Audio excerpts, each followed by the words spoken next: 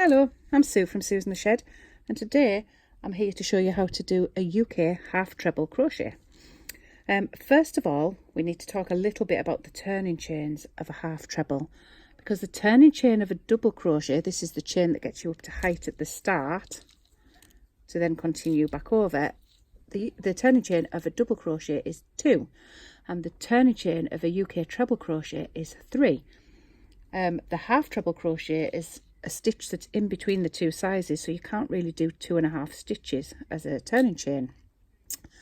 So you have to really decide if you want to do it 2 or 3.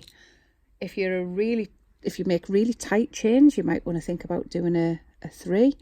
Personally, I do a 2. Now I've done both on this, so you can see the difference. This is the turning chain of 3, which creates quite a hole because my chains are quite loose. This is the turning chain of 2, which works much better for me. But what you really need to do is experiment with that and see which is best for you. So we'll get on with the stitch. Just a little thing before that, one of my customers gave me a little hint to remember the half treble, which I thought was incredibly funny, and she calls it the saucy stitch because everything comes off at once. So you might need to use that. So we're going to start with a turning chain of 2. And we're going to work into your stitches as normal. So yarn round, through your stitch and draw your yarn back. That gives you your 3.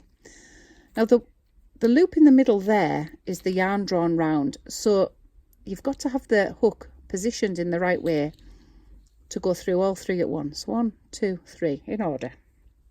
Do that again. Yarn round, through, yarn back, yarn round, and take all 3 off. So one of the problems I see with this stitch is not having the hook in the correct position, and because that yarn there is drawn back, if you were to have your hook at this position, for example, you're really not going to go anywhere. You're going to struggle with it. And if you have your hook too far in that position, you're just going to drop yarn off.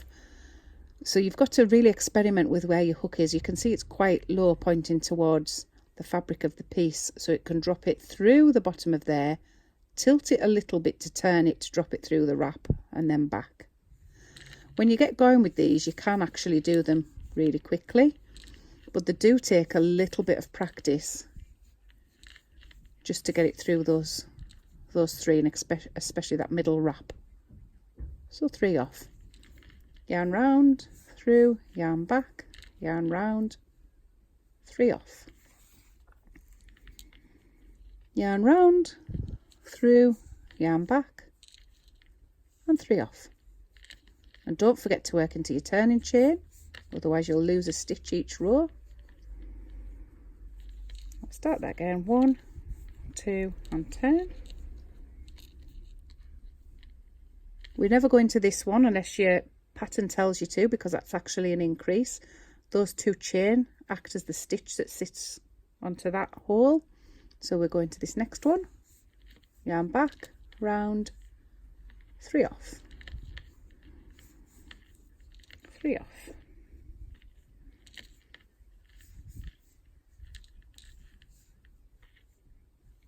Hope that's been useful for you. This is a really lovely stitch actually. Before I go, it works up quite quickly. It's not as dense as double crochet, and it's obviously not as open as treble crochet. So for things like beanie hats, it's a really, really nice stitch. So practice with it, enjoy it, and I'll be back soon. Bye.